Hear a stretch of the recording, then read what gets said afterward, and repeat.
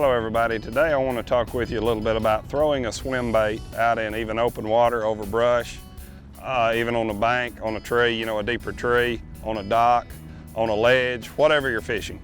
I don't like throwing those giant swim baits. I like throwing a smaller one. This is a Strike King swimming shiner.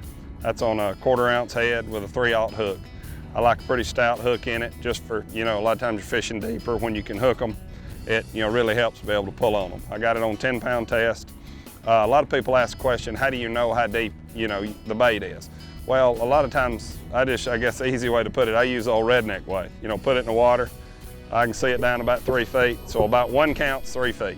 You know, if the water's dirty and you really need to see how to get it down, pull in on the bank, get in a 10-foot depth, throw your bait out, count it, you know, how long did it take to get to 10 feet?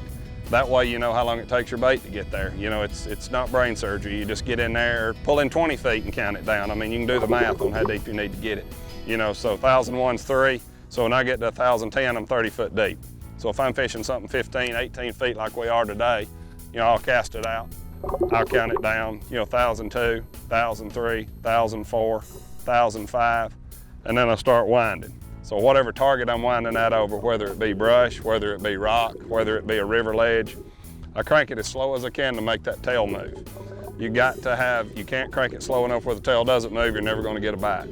But if that fish in a reservoir where the water is fairly clean, you know, sun's out really helps it. They can see up, they're gonna come out of that brush pile, ledge, whatever they're laying on. Today we're here at Kentucky Lake. You know, a lot of these fish get out on these ledges. Count it down on the ledge, get it down there. We're sitting now in 17 feet of water. You'll just wind it back slow. Be sure to keep your rod down to keep the bait coming fairly level. You don't want the bait going up and down.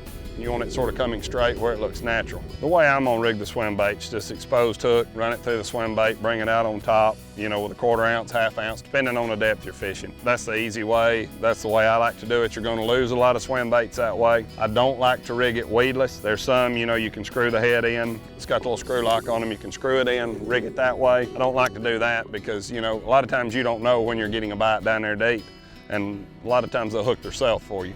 I just try to keep it as simple as I can, you know, and take out all the factors that, hey, 2 just ate it, you know, and now they've tore my bait up. I've got to sit down in the boat and re-rig those things, which takes a while.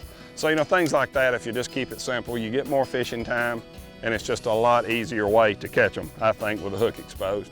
You may need a lot of jig heads in your boat because you are going to lose a lot of them. But once you get the hang of it and get the hang of the depth and get the, you know, hang of how fast to wind it, you'll get better at it and not lose quite as many. It's a great, great, great tool. It works year round. It'll work in the winter, it'll work in the spring, the summer, and the fall. Throwing a swim bait out off the bank most of the time, man, it's just something really awesome.